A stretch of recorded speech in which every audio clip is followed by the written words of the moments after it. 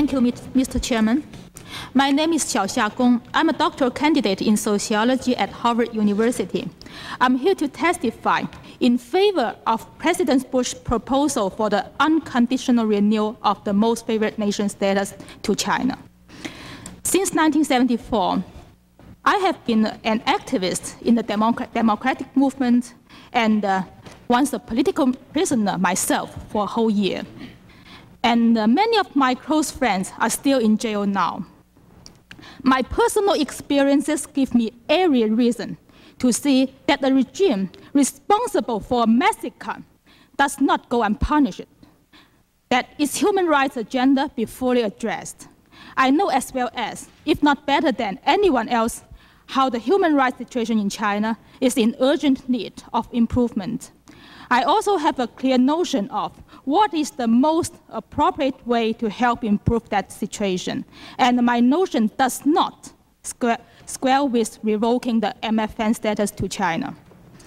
The Economist has already made abundantly clear that how MFN can help the development of the private and export-oriented sectors in China, especially in those coastal areas that are, relatively speaking, politically liberal and economically autonomous. I myself is a Cantonese. I understand that quite well. I would like to emphasize here that it is precisely those sectors and those areas that are playing a key role in quickening the difficult transition from the state-controlled economy to a free market economy. Economy, however, is not the only issue involved with the renewal of MFN. A new economic force is attended by political consequences and ideological implications. My country needs cash growth as any nations do. She needs more such craft values as democracy. The economic openness in the 1980s has brought the spirit of democracy. It worries the hardliners in China. If the hardliners need to worry about the consequences of a more open economy, let us make sure that the consequence we are talking about does become reality. If MFN is going to do any good to a more open economy, which means a weakened central power, let it do it.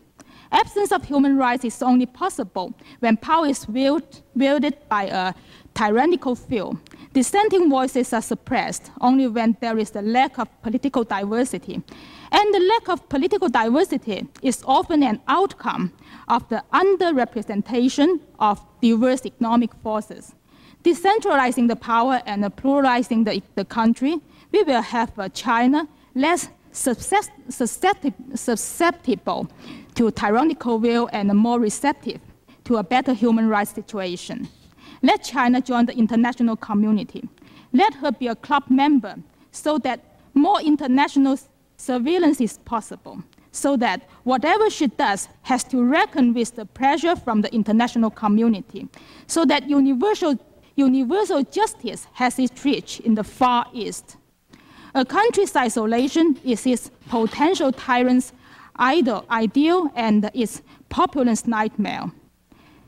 Had it not been the past years' economic openness and consequently more international visibility and exposure to the international media, the world would hardly have known the full horror of the Tiananmen Square.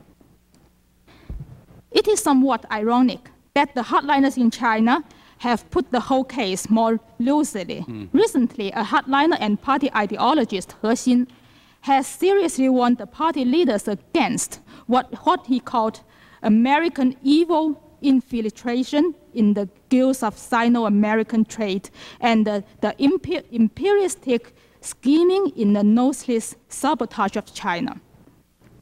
His warning has had its echoes among some senior officials who are only too glad to exploit the occasion to close China's doors to the world.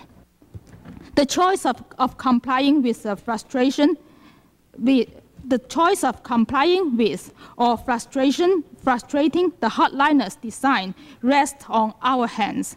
Revoking MFN, we please the hardliners. Extending it, we embarrass them.